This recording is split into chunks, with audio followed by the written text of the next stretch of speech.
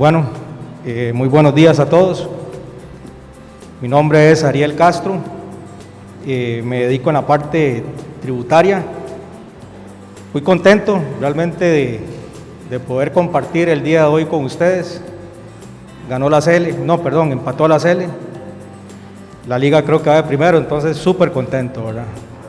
Ya fuera de broma, muy contento por poder compartir hoy un ratito con ustedes, haciendo eco de lo que los compañeros inicialmente han dicho.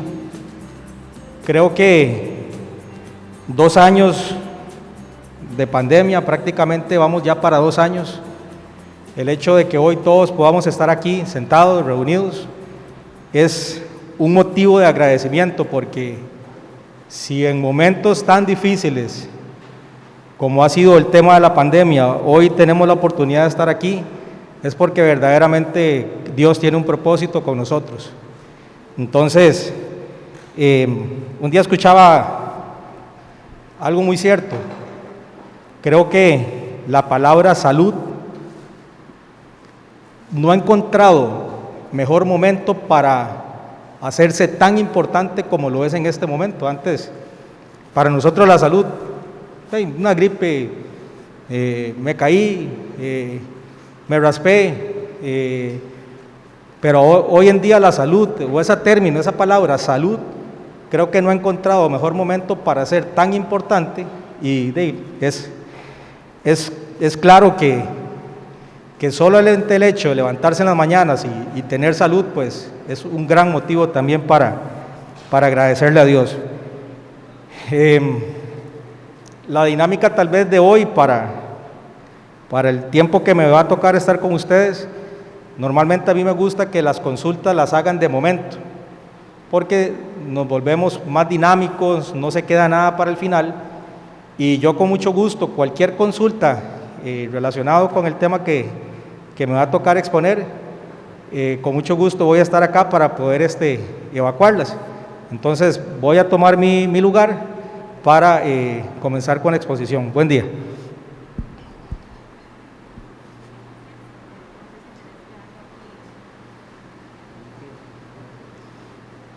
Sí, si no, no sé.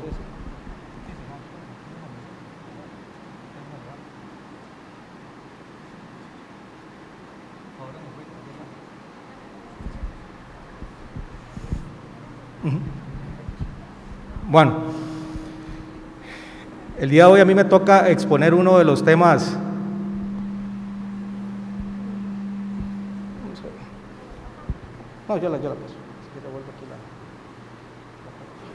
El día de hoy a mí me toca exponer uno de los temas un poco más difícil, digamos, de manejar desde el punto de vista empresarial, y me gustó las palabras que dijo el representante del Consejo al indicar como empresarios palmeros, porque eso es lo que somos empresarios palmeros, independientemente si tributamos bajo una persona física, bajo una persona jurídica, tenemos que vernos como empresarios palmeros. ¿Por qué? Porque nos dedicamos a una actividad económica, nos dedicamos a una actividad lucrativa, entonces tenemos que vernos como empresarios. Y el tema de impuestos es uno de los temas que más dolorcillo de cabeza, más preocupaciones inclusive, o uno de los temas que cuesta un poquito más manejar.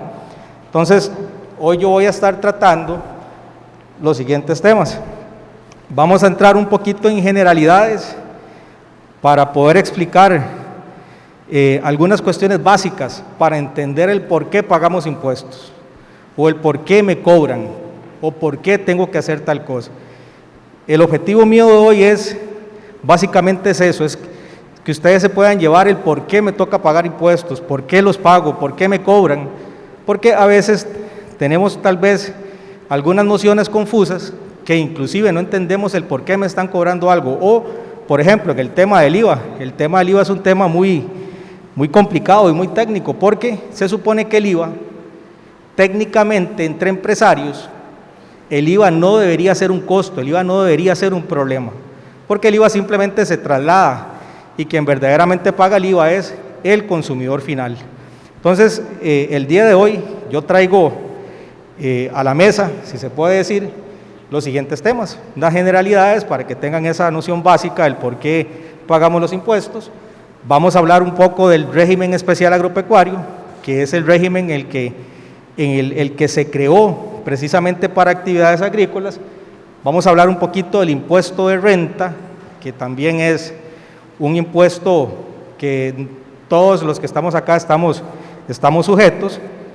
Vamos a hablar de la tarifa reducida del 1%, cómo hace un productor agropecuario para poder acceder a esa tarifa reducida, porque inclusive a través del tiempo, porque este tema de la tarifa reducida nace con la reforma fiscal en el año 2018, y se ha hecho muy complicado, porque a veces la gente cree que tiene que estar en el REA para poder acceder a la tarifa reducida, cree que tiene que, entonces hay muchos tabúes, digámoslo así, que vamos a tratar de romper el día de hoy, porque para poder acceder al 1% son requisitos sumamente fáciles.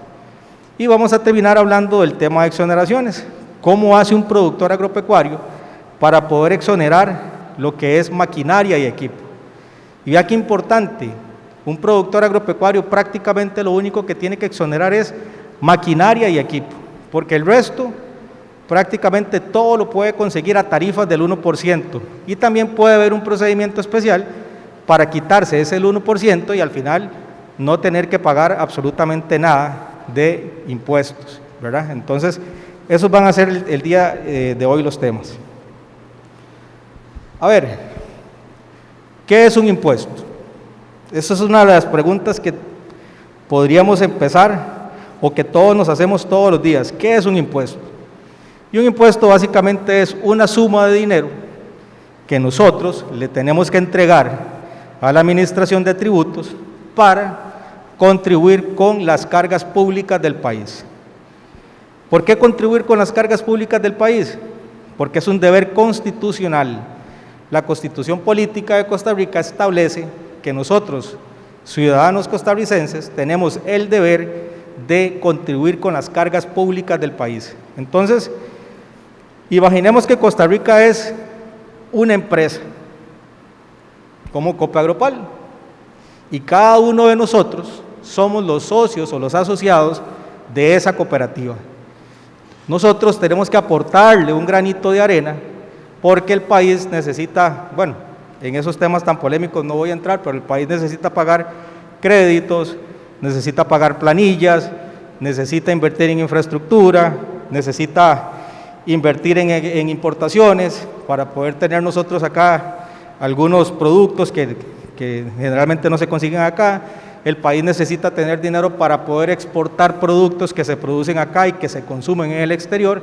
Entonces el país es como una empresa y nosotros somos los que le contribuimos al país en una cierta medida para que el país pueda funcionar como una empresa. El 60-70% de los ingresos que el país recibe, lo recibe por los impuestos, y un 40-30% es por las exportaciones que hace. Entonces nosotros, ciudadanos costarricenses, estamos llamados a ese deber, a pagar impuestos para contribuir con las cargas públicas. Sin embargo, una de las características curiosas del tema de impuestos es que son de carácter obligatorio, es decir, a mí me obligan a pagarlo. ¿Por qué digo me obligan? Porque creo que muy poca gente va contento a pagar su impuesto. Es decir, hay siempre un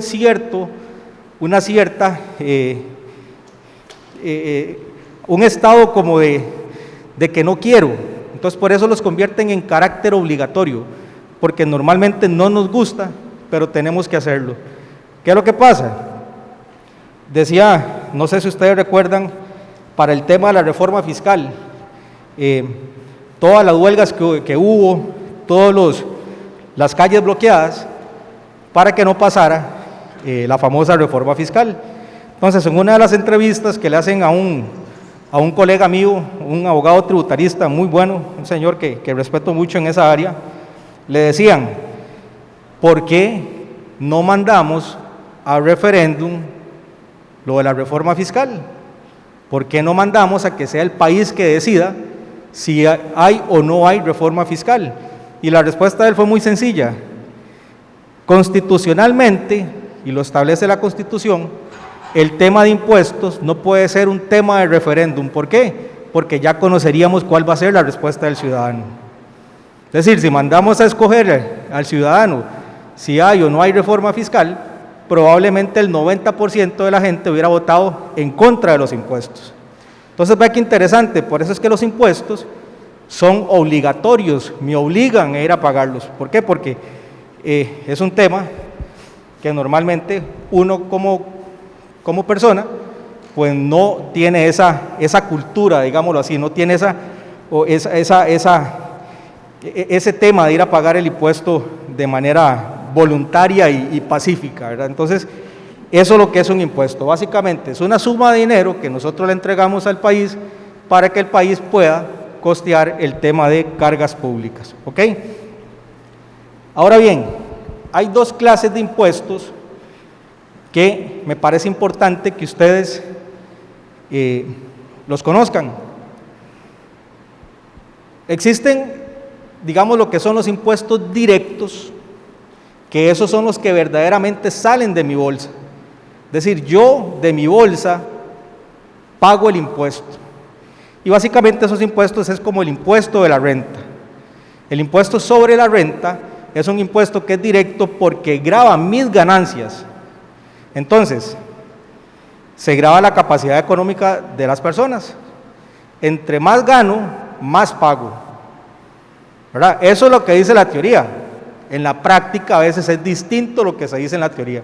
Entonces, el impuesto directo es el que verdaderamente sale de mi bolsa. ¿Por qué? Porque grava mi ganancia y sobre mi ganancia yo le tengo que dar al Estado.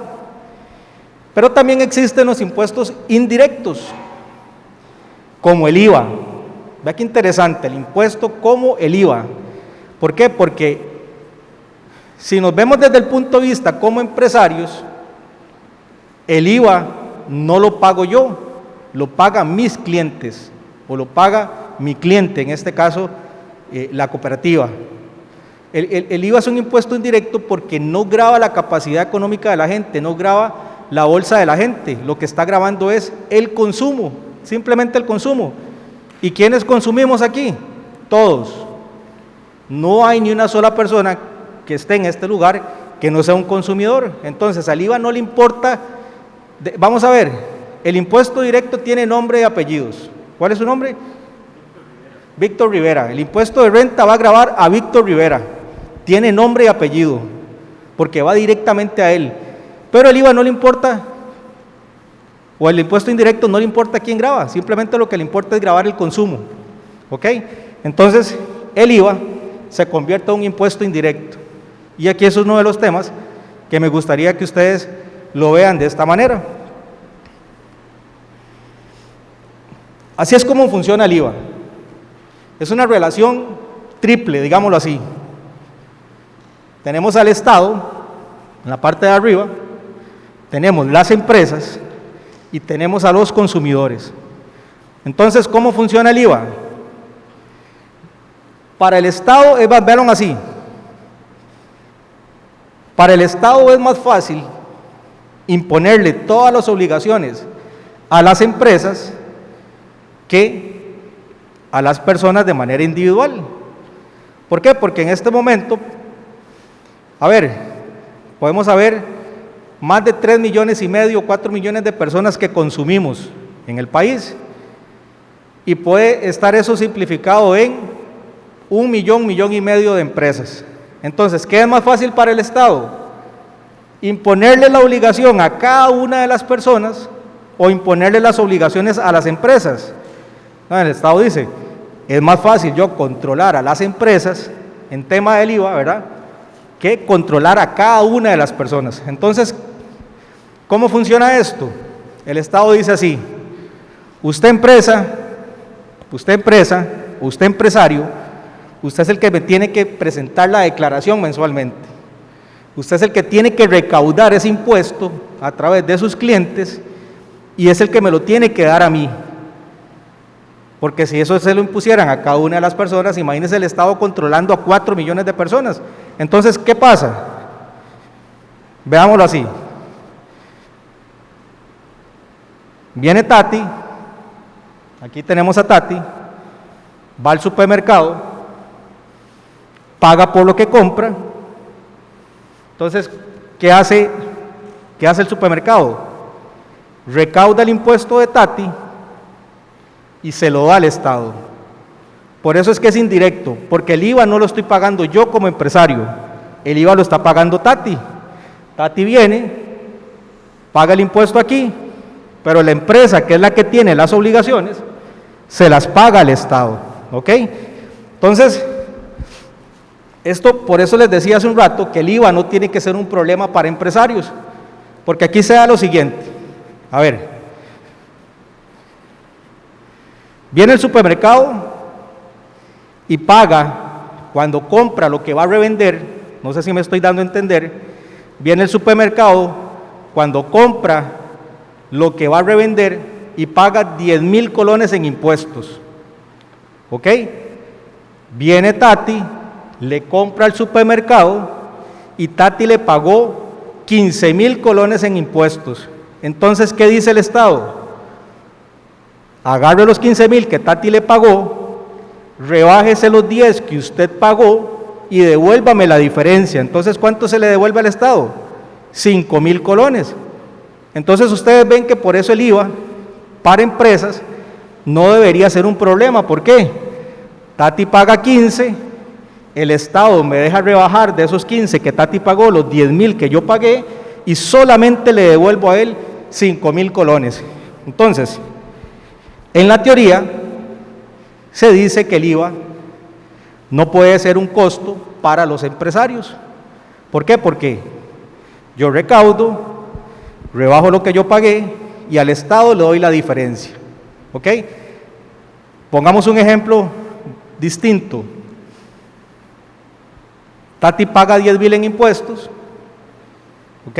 Yo recaudé 10,000 en impuestos, pero resulta que yo pagué 20 o pagué los 15, hagámoslo al revés. Entonces, ¿qué pasa? Recaudé 10, pero yo pagué 15, apenas me alcanza para poder recuperar 10,000 colones. ¿Qué pasa con los otros 5,000? ¿Qué dice el Estado al empresario? Eso es un saldo a favor para usted. Usted lo puede utilizar en la siguiente impuestos. Entonces vean que el impuesto o el IVA nunca en ningún momento va a ser un costo para empresas. ¿Dónde se convierte el IVA en un costo? Yo como consumidor final. Yo el que voy y compro el pedacito de carne para ir a almorzar. ¿Por qué? Porque yo llego a la carnicería, pido 1 kilo de bistec, me cobran el impuesto, pero yo, Ariel, que ya no soy empresario, no soy nada, no tengo a quién ir y trasladarles impuestos. Entonces, técnicamente el IVA, hay quien busca gravar prácticamente es al consumidor final. ¿Ok? No sé si me doy a entender con esa parte.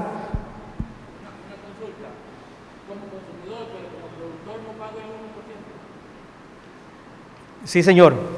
Es lo que decía, es que si el productor paga, no, más bien el productor no paga el 1%, el productor cobra el 1%, pero lo paga también cuando consume los insumos agropecuarios, digámoslo así. Entonces, por ejemplo, viene la cooperativa, le paga el impuesto, creo que ahorita la cooperativa es exonerada, ¿verdad? Al 100% o al 1%, ¿ok? Viene la cooperativa, paga el impuesto al 1% al productor. Sí, exactamente, pero tiene la oportunidad de poder rebajar lo que usted pagó en insumos. Entonces, por ejemplo, si la cooperativa usted le pagó 100,000 y usted a la hora de comprar insumos pagó 80,000, rebaja esos 100,000, esos 80 y al Estado solamente le da 20. Así es como funciona. Entonces, el IVA nunca en ningún momento va a suponer un costo para la empresa. El IVA únicamente se convierte en costo para el consumidor final, porque eso es lo que finalmente lo que busca ese impuesto, es gravar al consumidor final. ¿Ok? Entonces, me parecía muy importante a mí explicar esa relación o ese funcionamiento del IVA, porque a veces como empresarios creemos que el IVA me está afectando mi bolsa, pero ya lo vimos que no. El único impuesto que afecta a la bolsa de uno es el impuesto de renta, porque ese sí es un impuesto directo. el IVA nunca, como empresario, nunca va a afectar mi bolsa.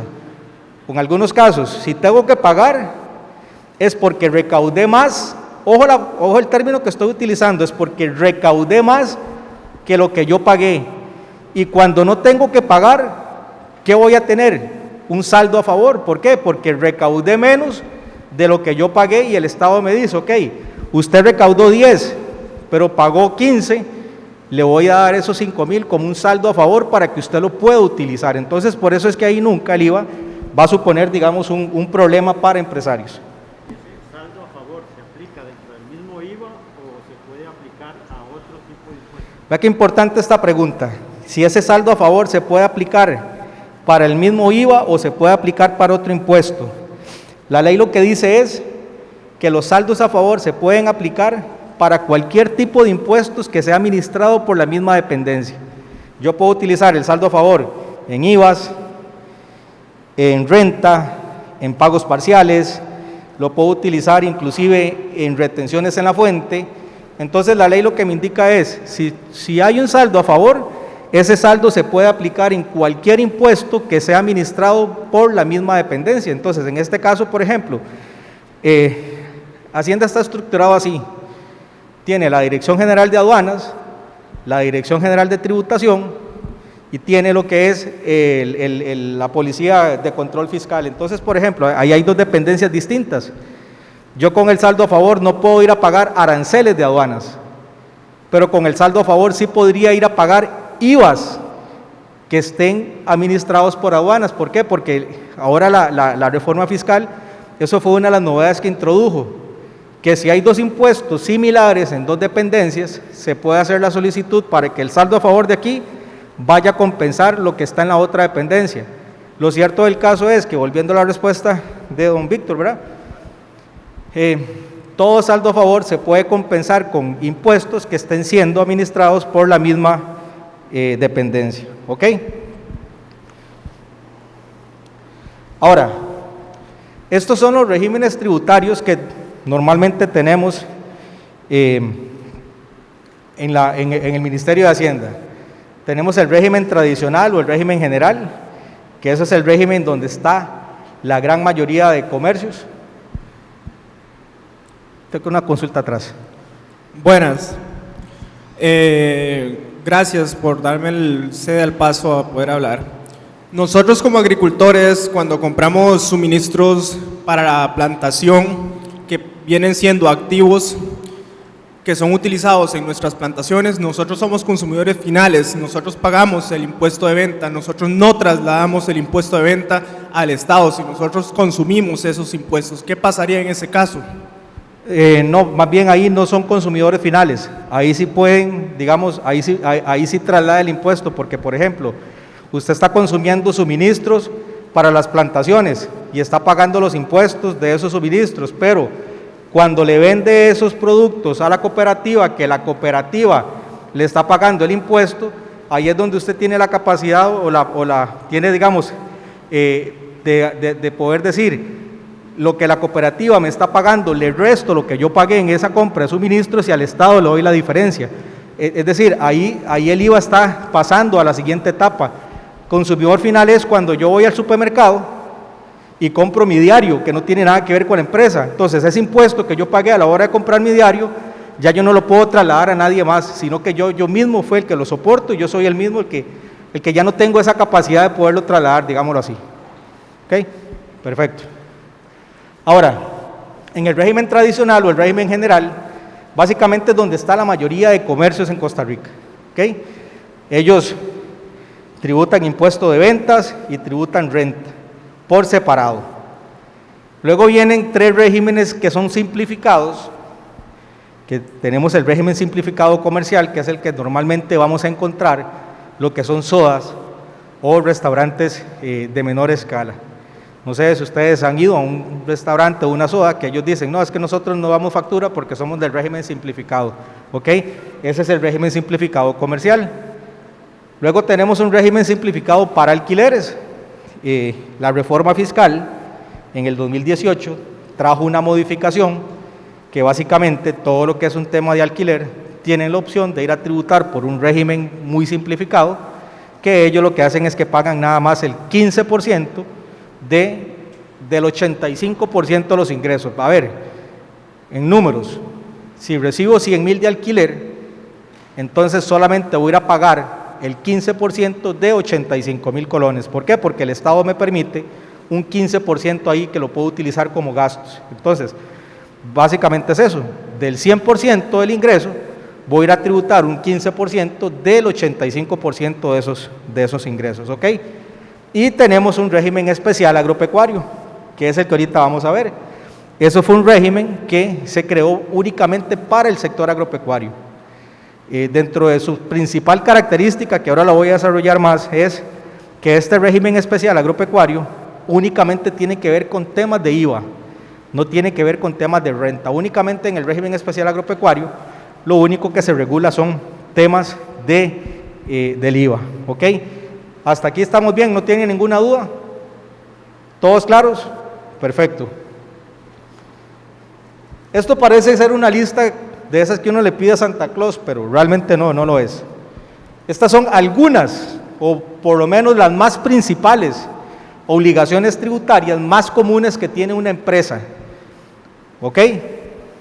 Impuesto de renta, todo lo conocemos. Impuesto sobre el valor agregado, todo lo conocemos. Impuesto a las personas jurídicas, solamente es un impuesto que paga toda persona que tenga sociedades mercantiles o personas jurídicas, ¿ok? Ese impuesto únicamente es para personas jurídicas. ¿Por qué lo traigo por acá? Porque me imagino que aquí hay diferentes personas que tributan o a título físico o a título jurídico. Pero ese impuesto de personas jurídicas solamente lo pagan las sociedades. Impuestos a las casas de lujo, es un impuesto que únicamente lo pagan aquellas personas que posean casas en cuyo valor las construcciones superen más de los 138 millones de colones, ¿ok? Luego tenemos la declaración de sociedades inactivas. Esto es una obligación nueva, que es a partir de este año. ¿Qué es una sociedad inactiva? Es una sociedad que no tiene actividad económica, pero la tengo únicamente para resguardar bienes.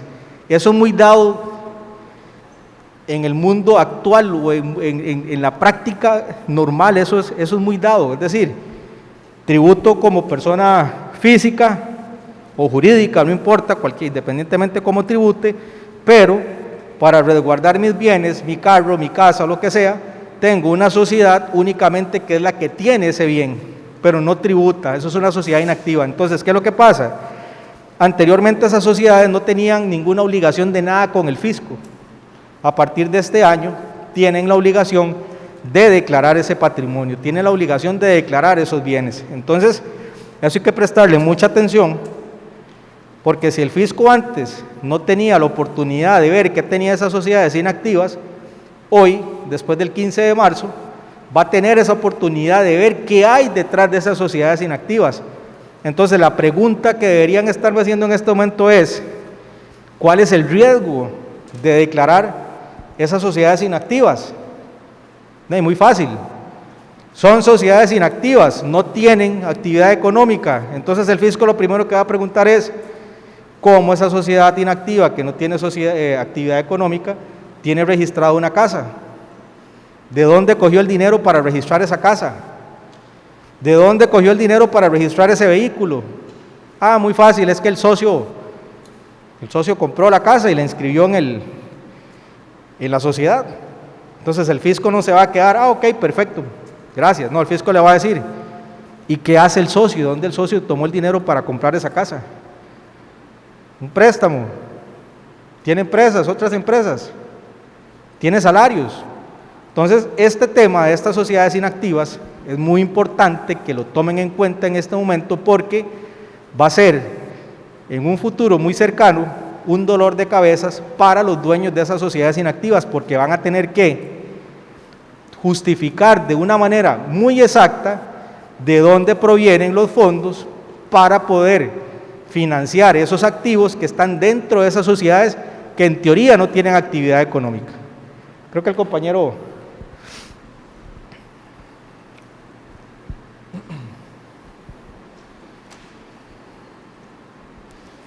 Hola, muy buenas a todos y muchas gracias por la capacitación, ¿verdad?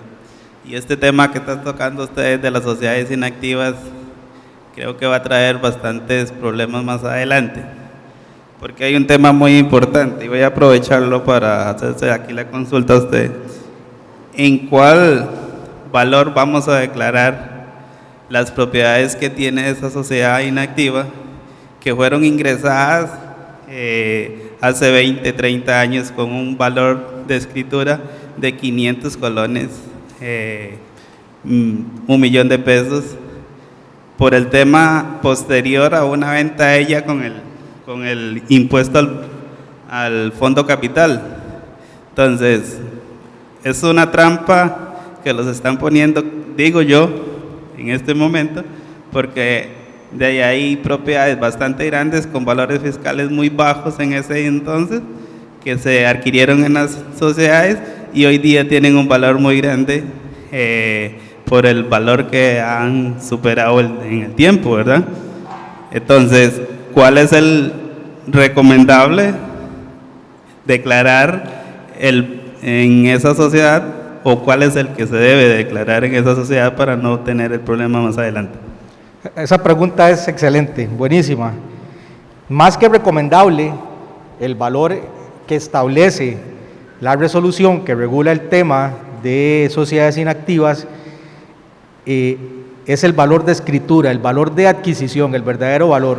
¿Ok? Entonces, vean nada más el dominó, la encrucijada que se arma aquí. Resulta que yo esa propiedad la adquirí hace 20 años y tiene un valor de 1.000.000 de colones de escritura. ¿Ok? Entonces, yo voy a declarar ese valor en este momento, el 15 de marzo. Resulta que Hacienda viene, hace un estudio, se da cuenta que esa propiedad mide tanto, está en tal lugar, y su costo de adquisición fueron de 1.000.000 de colones. Entonces, esa sociedad o esa propiedad va a quedar ahí en una, digamos que como en una alerta, porque si algún día esa persona llega a vender esa propiedad y la vende en 100 millones de colones, Hacienda va a esperar que el impuesto se pague entre la diferencia de los 100 millones y el costo que la adquirió, entre 1.000.000, es decir, Hacienda va a esperar que le tributen por los 99 millones de colones, el 15%, saquen la cuenta, ¿cuánto es eso?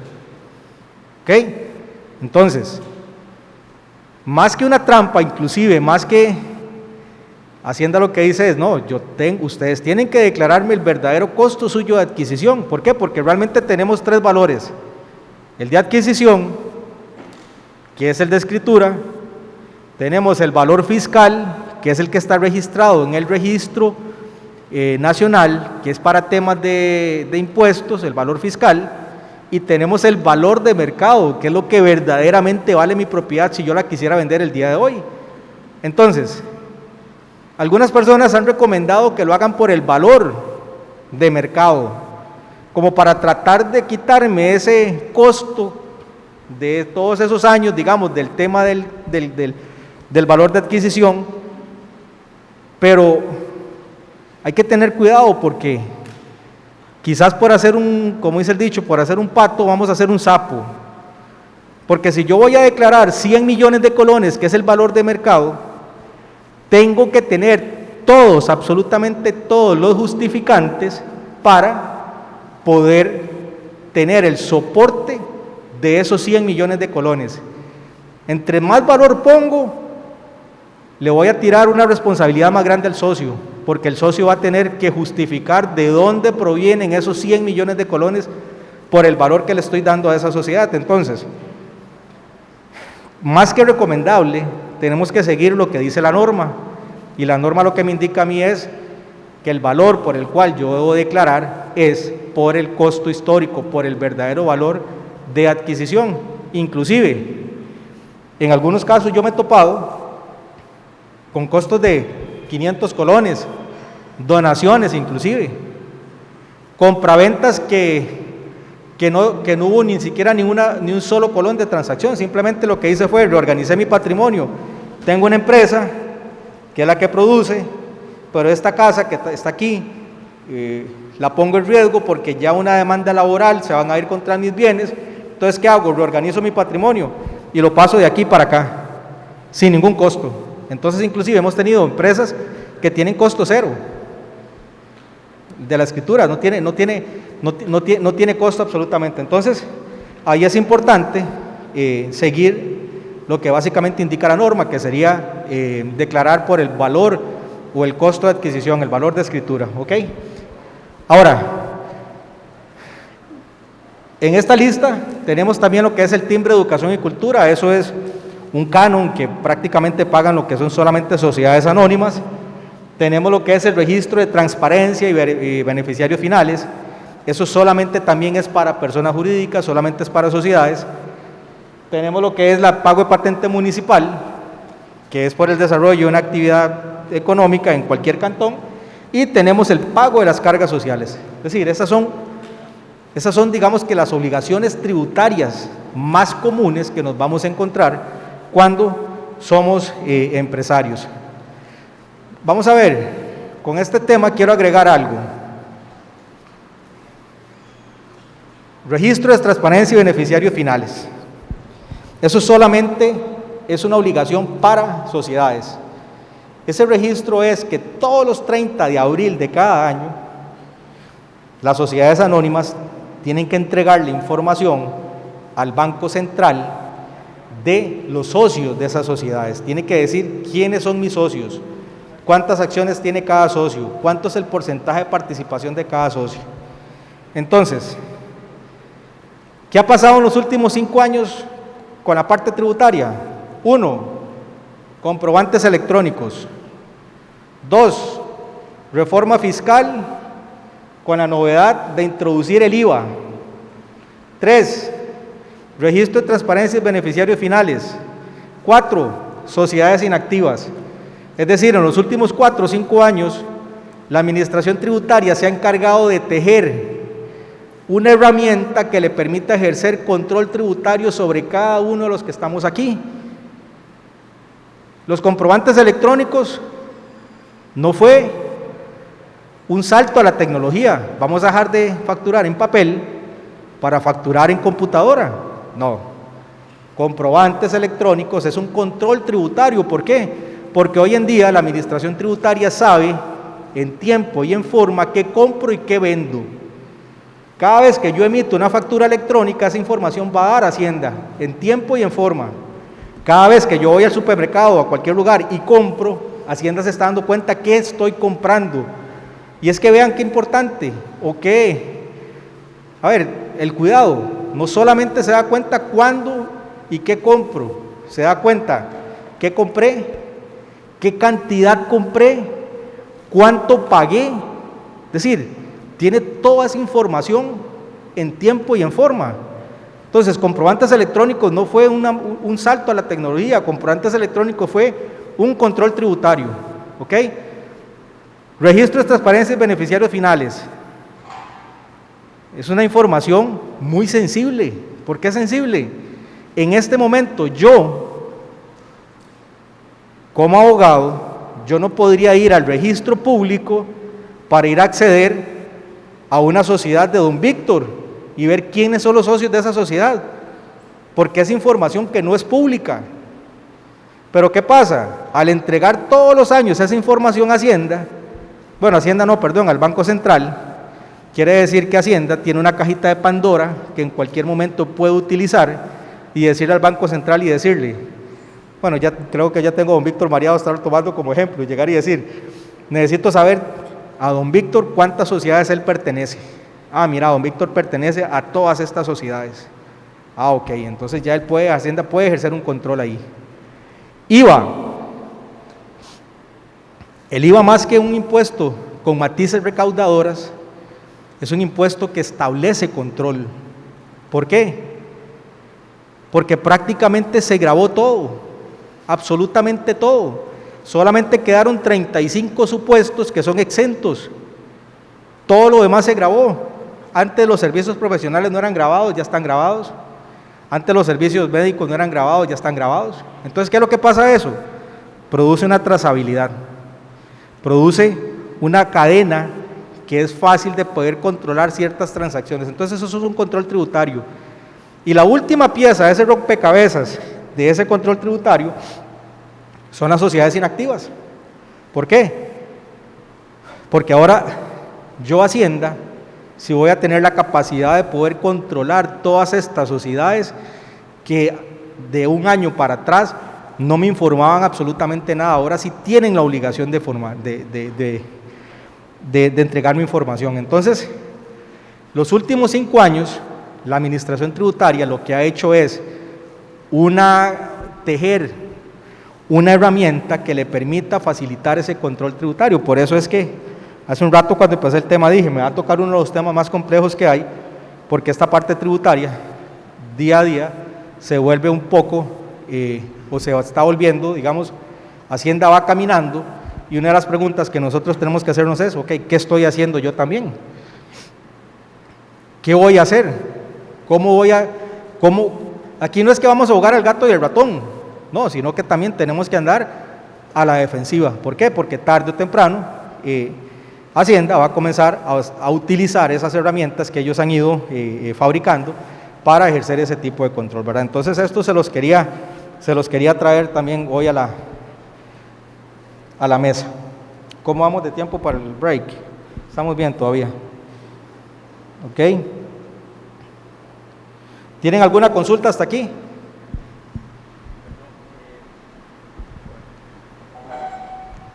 Muchas gracias. Hay un impuesto que nos afecta directamente, que es el impuesto de bienes inmuebles, que, digamos, nos hemos topado en este sector con una problemática. Se constituyeron hipotecas en el año 2010, 2008, de ahí para abajo, cuando los valores de mercado de los terrenos, probablemente influido bastante por el precio bueno que tuvimos en aquel momento, fue muy alto, de 7, 8 millones de colones. Sin embargo, en la plataforma de valores agropecuarios que se actualizó por ley, cada hectárea vale actualmente 4 millones, una hectárea.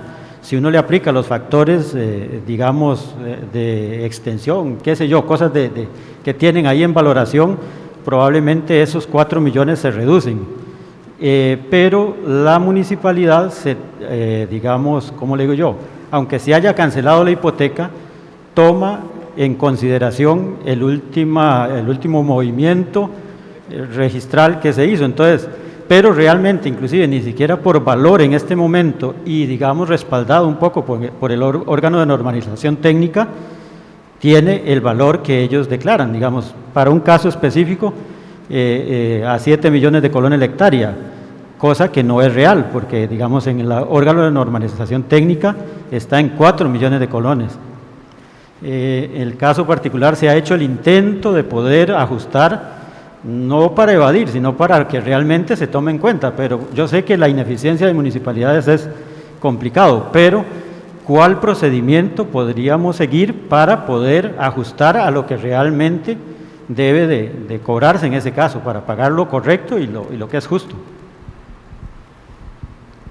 Hacienda tiene un departamento que se llama Departamento de Valoraciones Técnicas.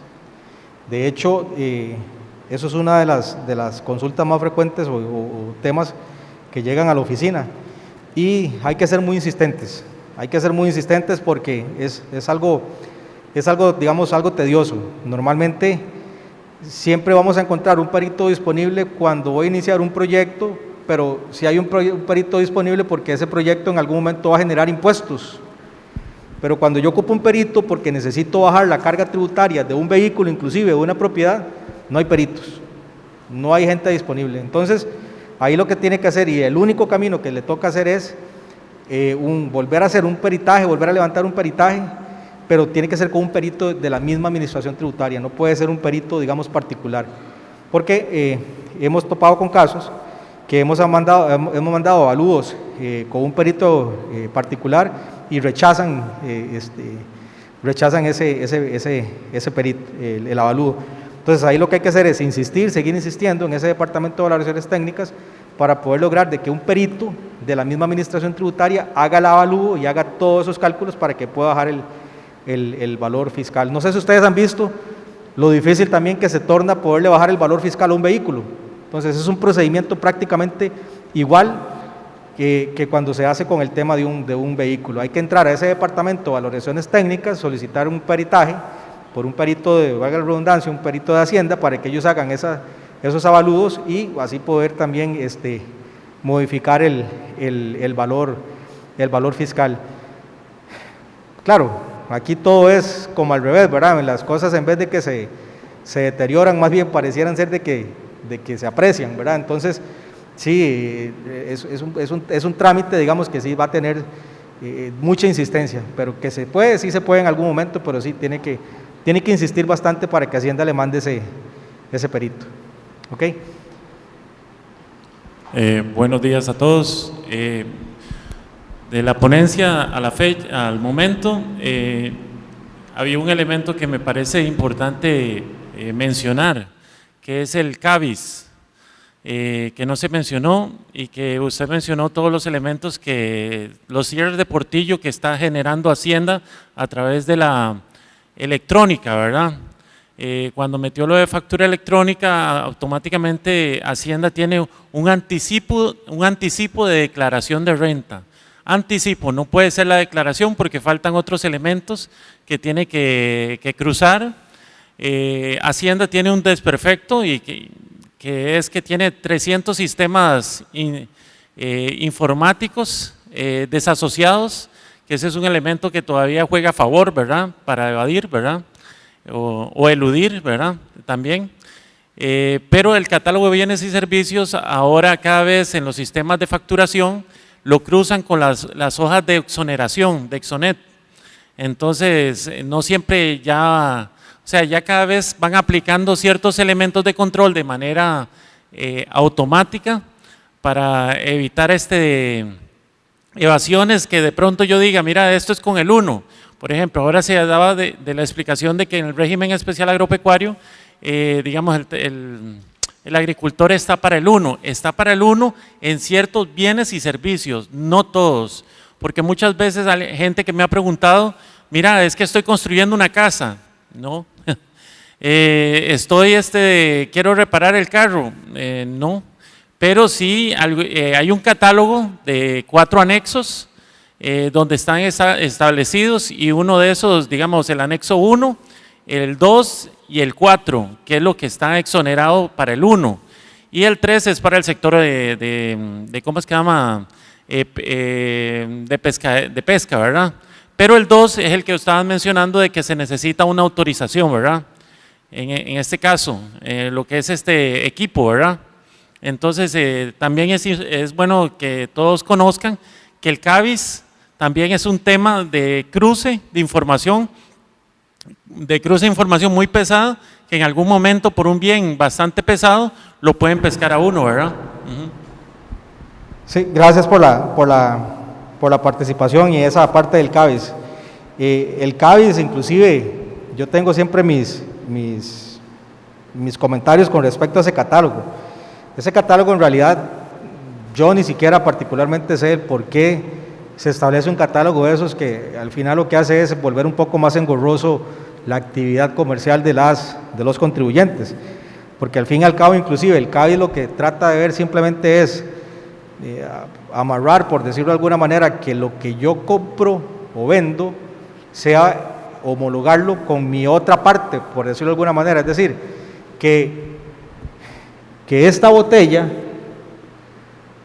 de aceite en toda parte del país tenga el mismo código. ¿Para qué? Para evitar exoneraciones donde no las hay, para evitar reducciones donde no las hay, pero con el catálogo de bienes y servicios eso no se puede controlar, o era innecesario controlarlo, porque en el catálogo de bienes y servicios vamos a encontrar irregularidades como las siguientes. Los refrescos enlatados, normalmente, ellos tienen un impuesto que se les cobra al fabricante, es decir, es un impuesto que en vez de irse pagando en cada una de las etapas, digamos, fabricante, distribuidor, comercializador, minorista, es un impuesto que se paga solamente una vez, un impuesto monofásico, se paga únicamente en la fábrica. Entonces, en el resto de la cadena se vende exento. Pero resulta que en el catálogo de bienes y servicios vienen al 13%. Entonces, resulta que para poder aplicarle el CABIS a un supermercado o a un distribuidor, resulta que Hacienda dice, no importa, no le haga caso a ese 13, modifíquelo en el sistema suyo y póngale 0. Entonces son las cosas que uno dice, quieren controlar tanto que más bien crean herramientas que lo que producen son asuntos innecesarios. Lo cierto del caso es que, como decía el compañero, el CABIS se convierte también en una manera de control tributario, porque al final lo que busca es homologar que en todo el país este producto tenga el mismo código independientemente quién use este producto. En el supermercado aquí del sur tiene que tener el mismo código que lo tiene el supermercado del norte. La pulpería de aquí del sur tiene que tener el mismo código que lo tiene el supermercado en el sur. Entonces, ese es el control que establece el CABIS, que cada uno de los productos homologar un código para efectos del manejo de los bienes y servicios que se comercializan actualmente. ¿Ok? ¿Qué hacemos? ¿Seguimos o 10:30? Ah, bueno, 10:30, perdón. Ok. El régimen especial agropecuario. Ok. Este régimen es un régimen especial que únicamente se creó para el... perdón. Buenas. Buenas. Bueno, ahí está muy interesante esto.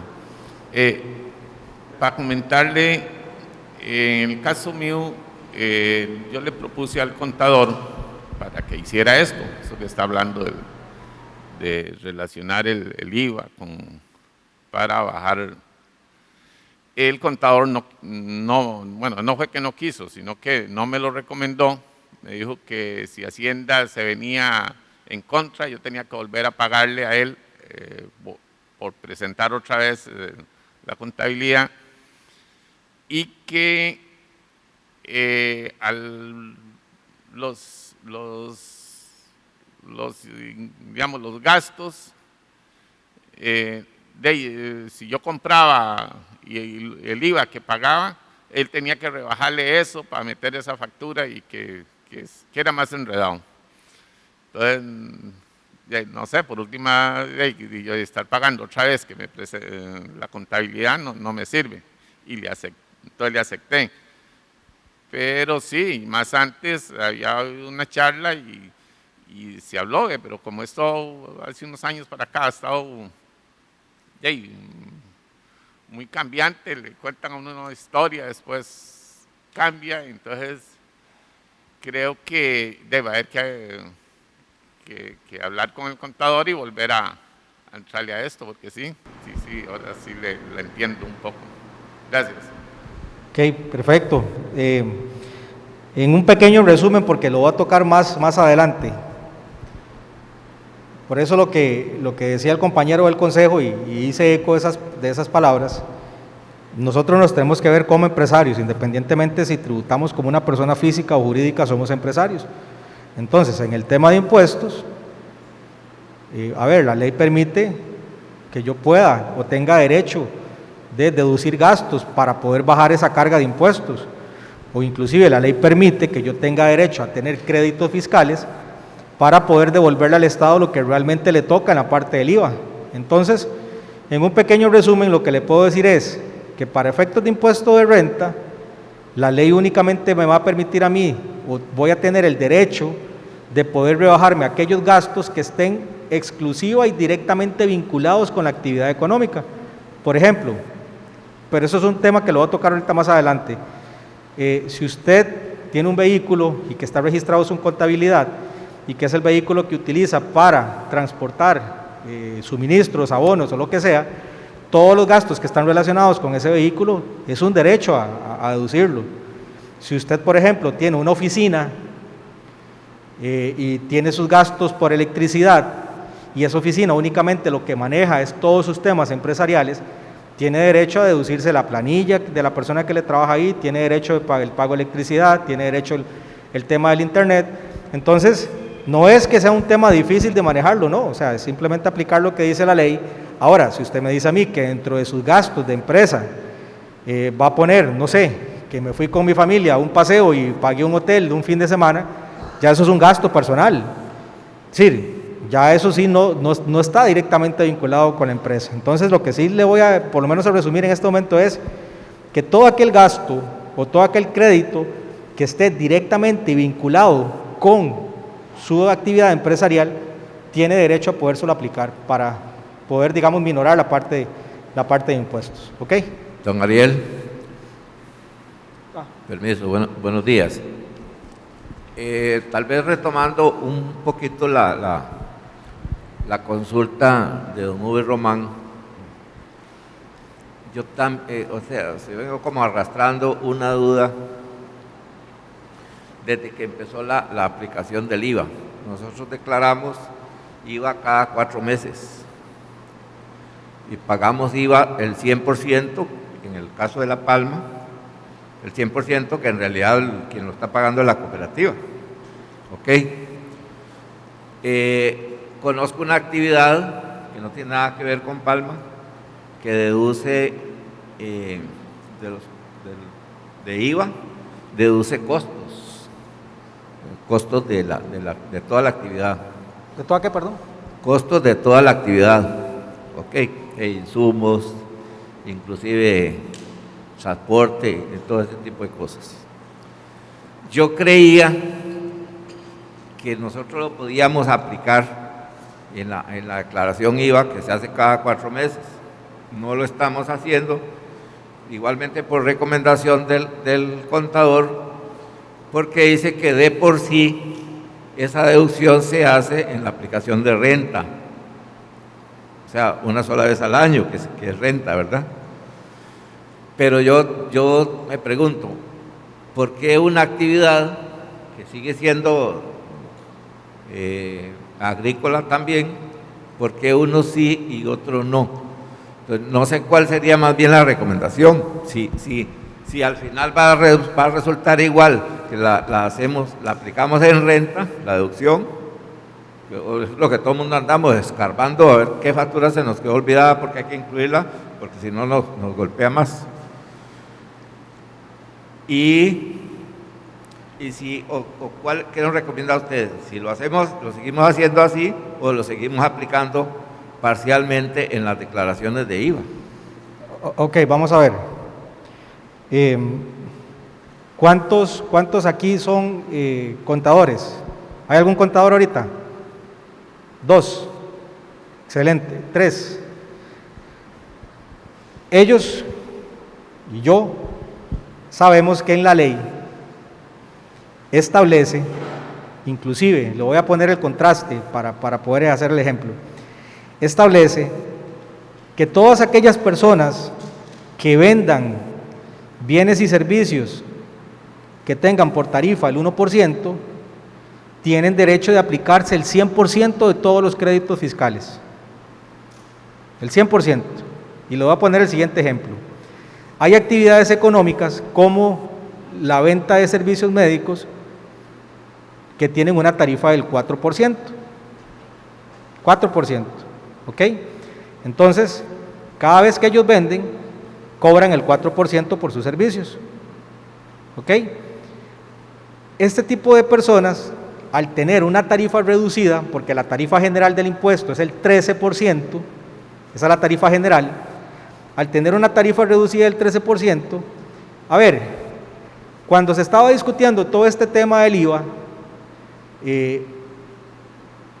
expertos en materia tributaria, ellos decían, todo tiene que quedar una misma tarifa, todo tiene que ser 13%, ¿ok?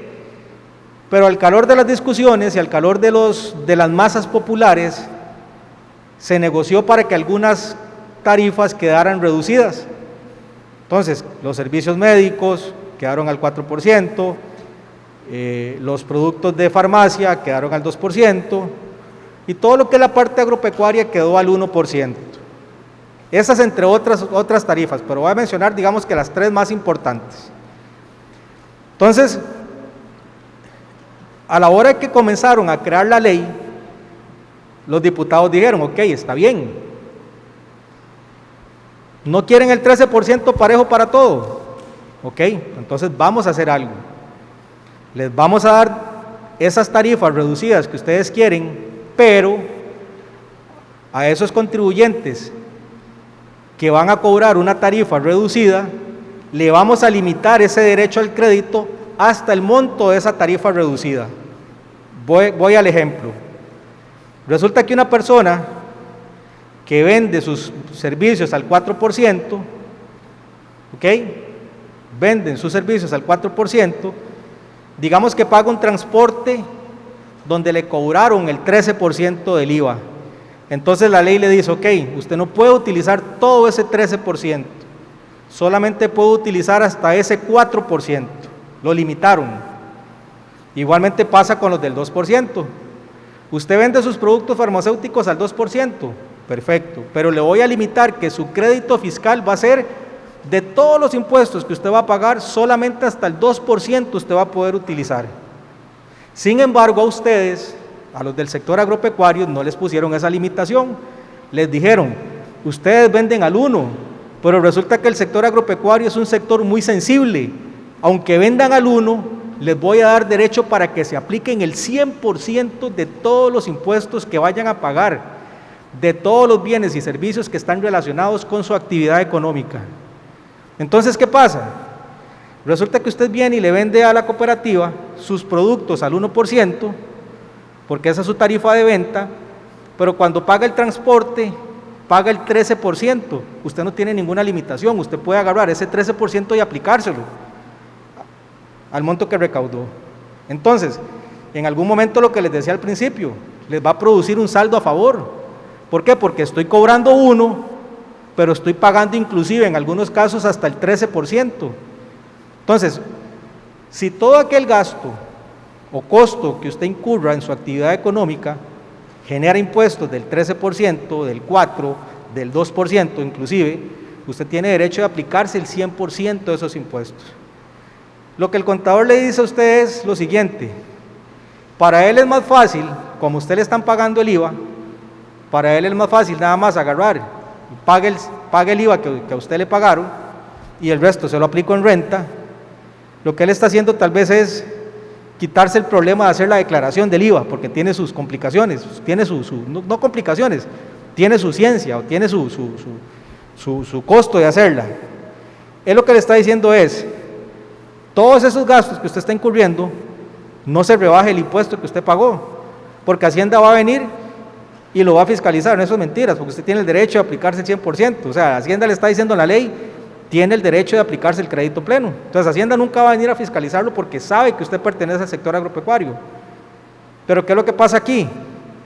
No es lo mismo yo agarrar y rebajar de 100,000 colones, rebajarle 80,000 para solo pagar 20, que son los impuestos que yo pagué, es decir, yo pagué 80,000, no es lo mismo a 100,000 que recaudé, bajarle 80,000 porque solamente voy a pagar 20, que hacer lo que el contador le está diciendo, que se lo va a rebajar en renta. ¿Por qué? Porque en renta esos 80,000 colones se le van a reducir apenas en un 30%, es decir, esos 80,000 colones solamente le va a beneficiar en la bolsa por 24,000 colones. ¿Me entiende? O sea, es decir, esos 80,000, si esos 80,000 se rebajaran directamente el impuesto de renta, que si mi impuesto de renta va a ser 500,000 y voy a rebajar 80,000 para ir a pagar 420, estamos perfectos. Pero resulta que esos 80,000 no es impuesto, esos 80,000 es gasto. Y si usted está tributando por un 30%, esos 80,000 apenas le van a repercutir en 24,000 colones en su parte líquida. Entonces sí me parece que hay un tema ahí de manejo que sí se debería como revisar, ¿verdad?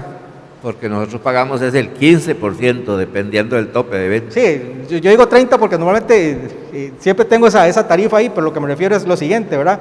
No es lo mismo rebajarse 80,000 del impuesto líquido, como el IVA, que aplicar esos 80,000 de impuestos a renta, porque en renta únicamente le va a funcionar como un gasto, no como un impuesto líquido, ¿verdad? Buenos días. La pregunta mía es la siguiente. Viendo lo que tenga relación, digamos, con la operación agrícola que usted acaba de mencionar, Hay un tema que siempre me lo mencionan los productores a mí, y es lo siguiente: en el caso de compra de materiales, es que hay gastos que son muy evidentes, que vos llegás a hacer a un negocio que son muy evidentes, que son relacionados con el cultivo, con el proceso, digamos, agropecuario. Pero en el asunto de materiales de construcción, los productores me han dicho a mí, yo le he dicho al contador y me dicen que no, que eso no va ahí incluido. Sin embargo, hay construcciones, por ejemplo, como bodegas, que tienen que ir, ya es a la ferretería, no a la agropecuaria, que es más fácil evidenciar, ¿verdad? Entonces, algunos contadores le han mencionado a los productores que eso no, en realidad, que eso no entra cuando van a comprar, qué sé yo, cemento, varilla y esas cosas, pero sin embargo son cosas que son totalmente relacionadas. Por ejemplo, para la construcción de una bodega, para trabajar, digamos, muy bien organizado el productor, necesita materiales para construcción. ¿Qué opera o qué argumentar en este caso también para poder ligar eso, que sea un poco más evidente, que no se le cierre, digamos, al productor ahí en el tema de construcción? Okay, aquí hay tres temas que se podrían, digamos, mencionar. Vamos a ver, con el tema de construcciones, tengo que tener claro qué es lo que estoy construyendo, si estoy dando un mantenimiento o estoy haciendo una construcción nueva. Eso para efectos contables de clasificar si es un gasto o es un activo, ¿verdad? Que son dos cosas distintas. ¿Okay? Ahora, eso para efectos de impuesto de renta. Y vea qué importante lo que voy a decir aquí: el impuesto de renta no se relaciona en nada con el impuesto de venta, son dos tratamientos completamente distintos. Entonces, por ejemplo, el tema mantenimiento o el tema de construcciones. Si yo estoy construyendo diferente mantenimiento, si yo estoy construyendo algo que sí está directamente vinculado con mi actividad económica, esa construcción pasaría a ser en la parte contable como un activo fijo, como un edificio, digámoslo así. Y ese edificio a través del tiempo tiene un deterioro que se llama depreciación, y eso funciona como un gasto deducible para impuestos de renta, un porcentaje anual. Renta. Ahora, los impuestos de venta que usted pagó en la compra de esos materiales para esa construcción, tiene derecho del crédito fiscal. Es decir, si tiene el derecho de ese crédito. ¿Por qué? Porque es una compra de materiales de una construcción que está directamente vinculada con mi actividad económica, y si tengo el derecho de pasarme ese crédito fiscal. Ahora, si es mantenimiento, mucho más todavía. Estoy comprando materiales para reforzar una cerca y ocupo varilla, cemento, block, porque ya no voy a hacer la cerca en madera, voy a poner unos postes cada 10 metros, voy a poner unos postes fijos que van a estar con sus bases de cemento, su varilla. Entonces, al final es un mantenimiento que es un gasto, ya no es un activo, es un gasto directo para renta, y los impuestos que pague por esos materiales también tiene derecho al crédito fiscal en el impuesto de ventas. ¿Ok? Ahora, ese es el segundo tema. Vea que estamos tocando tres temas: activo, con el caso mantenimientos. Ahora veamos el tema de la exoneración. Me van a cobrar el 13. Yo, productor agropecuario, tengo derecho de no pagar el 13 y que me puedan reducir esa compra de materiales al 1. ¿Qué hago? Voy al reglamento de insumos agropecuarios, reviso la lista. Si en esa lista dice que el cemento, que la varilla, que el bloque, etcétera, tienen tarifa reducida, entonces me fijo si yo como contribuyente cumplo con los requisitos para acceder a esa tarifa reducida, y perfectamente puede acceder a esos materiales a esa tarifa reducida. ¿Ok? Resulta que entonces el bloque y la varilla no están en esa lista, en los anexos que hablaba el compañero, no están en esa lista. Pero resulta que la ley tiene una frase que dice: todos aquellos bienes y servicios que no estén contemplados en el presente reglamento, en el tanto se encuentren directa y exclusivamente vinculados a mi actividad económica, tengo derecho de solicitar la exoneración a través de los procedimientos legales. Es decir, tengo derecho de poder exonerarlos al 1% siempre y cuando lo haga por Exonet. Entonces, ¿qué es lo importante de ese artículo? Que claramente dice: todos los bienes y servicios que no estén en este reglamento, en el tanto estén vinculados directamente con mi actividad económica o con el producto que yo comercializo, puedo acceder a la tarifa reducida siempre y cuando se haga a través de Exonet. ¿Ok? Es decir, si hay posibilidades de hacerlo, que existen, ahorita lo estoy hablando de manera muy general, ahora más adelante vamos a entrar al detalle, pero sí existen los procedimientos para hacerlos. Lo que pasa es que, digamos, el impuesto de renta no tiene nada que ver con el impuesto de venta, son tratamientos completamente distintos, muy distintos. Yo no sé cuántos de aquí tienen alquileres de algo. Se da mucho el caso que tengan una actividad económica principal y alquilen una bodega o una casa, lo que sea. Ninguno, ok. Es que traigo este tema para que vean la diferencia que hay en impuesto de renta e impuesto de ventas, que los alquileres ahora tributan de manera simplificada.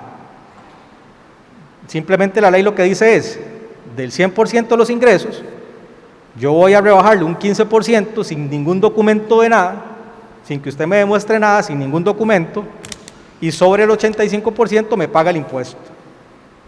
Entonces, es una declaración muy simplificada. Hay contadores que cometen el error que para efectos de IVA, porque los alquileres también se cobra IVA, resulta que hicieron algún mantenimiento, una canoa se desprendió, o tuvieron que pintar en un cuarto, o cambiaron un bombillo que les tocaba a ellos cambiar.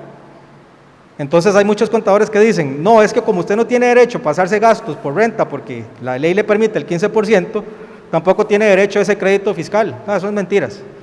Mentiras, porque el impuesto de renta no se relaciona en nada con el impuesto de ventas. O sea, si usted tiene créditos fiscales para efectos de impuestos de ventas, tiene derecho a ese impuesto de venta. Entonces, volviendo a las dos consultas, esos temas sí tendrían que revisarlo porque no tiene que ver una cosa con la otra. Son tratamientos completamente distintos, ¿ok?